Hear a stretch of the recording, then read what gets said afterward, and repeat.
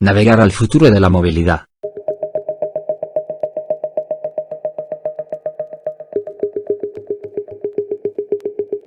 Se está empezando a ver que es muy eficiente trabajar, también teletrabajar, ¿no? Que eso permite varias cosas. Primero, una no movilidad o poder pues desplazarse al trabajo sin necesidad de que tengas que ser todos al mismo tiempo, a la misma hora, generando unos atascos importantes, ¿no? Sino poder gestionarnos nuestros tiempos para poder pues, bueno, adaptar pues, bueno, la presencia en oficina con también el teletrabajo sin necesidad de que tengamos que generar todos esos problemas asociados a un atasco que son sobre todo pérdida de tiempo económica y en calidad del aire, ¿no? Por tener pues toda esa clase de atascos, ¿no?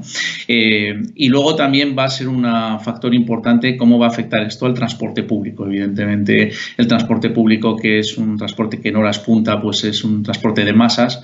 Con la nueva situación generada tras la crisis sanitaria, pues va a haber que cumplir una serie de medidas sanitarias que van a estar ligadas también a guardar espacios, ¿no? Y eso va a afectar, pues bueno, a la capacidad del transporte público de dar respuesta a las necesidades de movilidad de los ciudadanos, que además tendrán cierto resquemor pues a usar transporte público, ¿no? Con lo cual ahí hay servicios de movilidad compartida con vehículos eléctricos que van a tener una oportunidad de ofrecer soluciones pues de intermodalidad en el transporte, ¿no? Asociadas a lo que sería el transporte público colectivo. Yo creo que estamos mezclando conceptos, ¿no? Cuando se empieza a hablar de que fruto de la crisis del COVID, pues que implicará una crisis económica, hay quien se está planteando, oye, pues rebajemos los objetivos de descarbonización, de lucha contra el cambio climático. Estamos mezclando dos conceptos. No tiene nada que ver una crisis económica con otra crisis que tenemos. Mira, yo pondría un ejemplo que es muy duro, pero que es muy real, ¿no? Imagínese si tenemos que abandonar con la crisis del COVID los objetivos de descarbonización, podría llegar a significar lo mismo que si a una persona enferma de cáncer le dijéramos deje usted el tratamiento porque se ha quedado en paro. Es un ejemplo duro, pero es una realidad porque lo que nosotros tenemos, todo el planeta a nivel global, es un cáncer en forma de pues emisiones de CO2 y de pues mala calidad del aire. Y eso lo tenemos que asumir. Que de repente digamos que porque hay una crisis económica derivada de una crisis sanitaria, tenemos que dejar de atender unos objetivos que teníamos de descarbonización, no por un capricho, sino por una necesidad, ¿no? Es una necesidad que tenemos en el planeta. El planeta nos está mandando señales importantes, ¿no? De que tenemos que hacer ese cambio.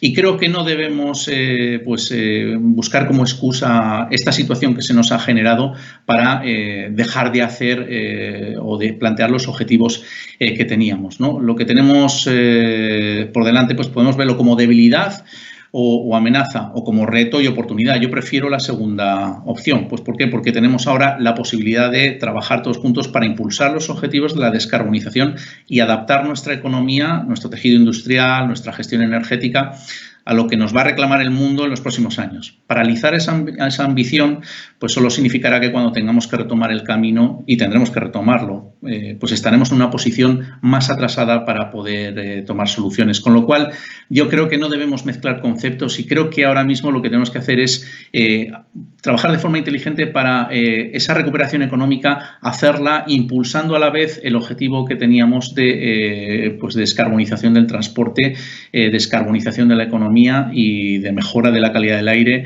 y de protección del medio ambiente, pues que es algo que nos toca de forma obligada a hacer sí o sí, con independencia de los avatares que nos sucedan en el mundo, ¿no? Sí, pero en eso ya se estaba trabajando, es decir, será un reclamo, un plan de ayudas e incentivos coherente, ambicioso, continuado en el tiempo y sencillo en su tramitación, pues eran claves básicas desde que se empezaron a implementar los planes de ayudas a la movilidad, en este caso eléctrica, o la movilidad ecoeficiente, ¿no? Llevamos pues casi 10 años con estos planes de ayudas que no han sido nada eficientes, ¿no? Para poder impulsar el mercado. Lo que sí es cierto es que ahora el IDAE pues está trabajando de forma forma intensa en ello y entendemos que eso debe ser continuar con ese objetivo, ¿no? Con independencia de que hubiéramos tenido esta crisis sanitaria o no, ¿no? Yo creo que esto era de obligado cumplimiento, hacer las cosas bien, plantear planes de ayudas inteligentes, eficaces y eficientes, ¿no? Y en eso es uno de los reclamos que tenemos. Pero hay otros reclamos que evidentemente están enfocados a ayudar, por un lado, a la industria, porque le estamos pidiendo a la industria un esfuerzo, pero también desde las administraciones tienen que darle las herramientas para que ese esfuerzo se pueda ejecutar de la forma más eficiente, ¿no? Y luego implementar una serie de ventajas fiscales en este caso que también den señales de compra a los usuarios para que puedan entender que es interesante hacer esa transición, ¿no? En este caso, hacia la movilidad eléctrica. Conscientes de que la movilidad eléctrica, evidentemente, no lo resuelve todo y van a convivir muchos sistemas de propulsión durante muchos años, pero bueno, cada vez más la movilidad eléctrica cobrará mayor sentido por una razón. Es el único sistema de propulsión capaz de interactuar con el sistema eléctrico en un mundo donde cada vez se pide mayores necesidades eléctricas y donde el vehículo eléctrico será un eje para impulsar las energías renovables, la generación distribuida, el almacenamiento energético y el autoconsumo, que son 4 ejes de eficiencia energética que van a ser cada vez más dramáticos y más importantes en el mundo de hoy y de mañana. En cuanto a los vehículos de combustión, la diferencia es que los vehículos de combustión están en el mercado desde hace muchos años, no necesitan un incentivo especial. Al final, la movilidad eléctrica no es una tecnología nueva porque lleva más de 100 años entre nosotros, pero sí desde su implementación social y sobre todo desde este último renacer de la movilidad eléctrica desde un punto de vista industrial, pues se necesita una serie de ayudas para que hasta que logre equilibrar, ecualizar ese diferencial entre producción y demanda, ¿no? Nosotros en ese sentido entendemos que la movilidad basada en la combustión con los combustibles tradicionales ya es sobradamente conocida, ya no vemos esa relación entre tener que primar algo que ya se conoce, ya está posicionada en el mercado, ya tiene una curva de desarrollo de varias décadas. Frente a una tecnología, que es lo que digo, ¿no? Hasta que coja esa curva de equilibrio entre demanda y oferta, entre producción y venta, pues evidentemente necesita ese impulso por parte de las administraciones. Las empresas de automoción, los OEMs, pues ya tenían unos planes muy ambiciosos de impulso de la movilidad eléctrica, unos planes en los que yo creo que lo inteligente es seguir vinculado a esos objetivos, porque al final vamos hacia un desarrollo de un mercado en el que hay que tener en cuenta que España no es una isla en el mundo, España forma parte del mundo. En el mundo se están produciendo cosas importantes. China está empezando ya a recuperar la actividad económica. Ya teníamos, por ejemplo, varias empresas fabricantes chinos que estaban mirando en su objetivo a Europa y a Estados Unidos para traer modelos de vehículos eléctricos. Mercados importantes como Turquía, que es el primer mercado de exportación de España en automoción extracomunitario, ya tenía un plan de implementación de más de 3.000 millones de euros para desarrollar vehículos eléctricos. En Alemania había unos objetivos de incremento de vehículos eléctricos de cara a los próximos años muy importante y es el primer mercado de exportación europeo en España.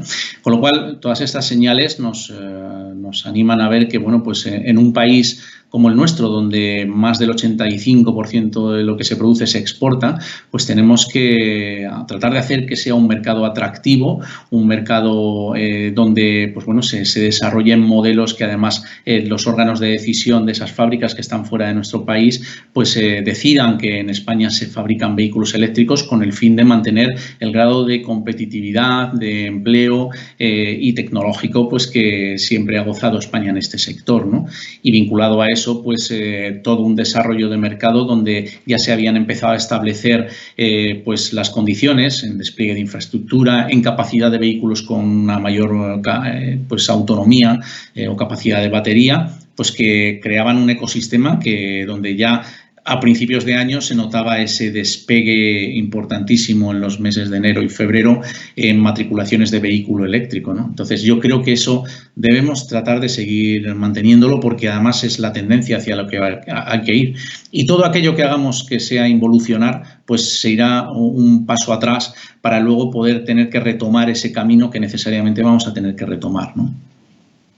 Habrá una parte importante que hay que analizar y es que esta crisis sanitaria pues traerá consigo una cosa, es que a nivel macroeconómico probablemente la recuperación, como dicen muchos especialistas, pues se produzca de forma rápida, pero a nivel microeconómico, es decir, en los bolsillos de los ciudadanos, esa recuperación pues a lo mejor no será tan rápida y la gente tendrá menos poder adquisitivo, ¿no? Quizá el día de mañana hay que pensar que las soluciones de movilidad, la democratización de la movilidad, y eso implica poder disponer de vehículos, pues a lo mejor no irá tanto de la mano de tener un vehículo en propiedad, sino de que a través de flotas, ya sean de renting o de sharing, etcétera, pues den soluciones a los ciudadanos para que, con varias ventajas, ¿no? El poder tener flotas que pongan a disposición de los usuarios vehículos, en este caso eléctricos, en primer lugar, reduce los costes particulares de un usuario de forma importante, porque no tiene que adquirir un vehículo, no tiene que mantenerlo, no tiene que pagar un seguro, no tiene que pagar nada que esté vinculado a lo que tienes hoy en día con un vehículo particular.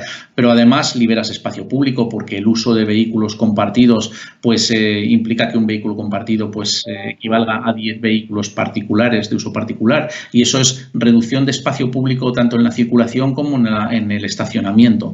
Pero también es una cuestión no solo de ecoeficiencia, pues serían vehículos eléctricos y por tanto no contaminarían en la propulsión, sino otros factores añadidos a esa disponibilidad de los vehículos, que serían vehículos mantenidos, tecnológicamente avanzados, porque ya sabemos que en España tenemos un parque avejentado muy grande de vehículos que en la mayoría de los casos no tienen el mantenimiento adecuado, con lo cual suponen un gran problema para la seguridad vial, más allá de un problema de ecológico, ¿no? Porque sean vehículos muy contaminantes por ser vehículos muy antiguos, ¿no? Entonces, todo ello trae consigo una serie de ventajas que a lo mejor llevan a hacer un análisis en los ciudadanos que quizá pues no es tan interesante tener un vehículo en propiedad como que las flotas pongan a disposición vehículos de diversa tipología para diversos alcances y bueno, pues que con eso pues se potencie los servicios de uso compartido o los renting pues para tener vehículos que cada X pocos años se renuevan, ¿no? Y eso nos evitará tener que volver otra vez cíclicamente a tener un parque muy avejentado.